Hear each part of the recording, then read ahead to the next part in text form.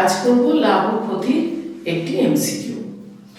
ক্রয় মূল্য ও বিক্রয় মূল্যের অনুপাত 10:11 হলে শতকরা লাভ। আমাকে 4টে অপশন দেওয়া আছে, আমি কি করব? আমরা ধরে নেব ক্রয় মূল্য 10x টাকা আর বিক্রয় মূল্য 11x টাকা। আমার লাভ বলেছে, তাহলে বিক্রয় মূল্য মাইনাস ক্রয় মূল্য 11x মাইনাস 10x টাকা মানে x টাকা লাভ। কত টাকার জন্য কত টাকা লাভ হয়েছে?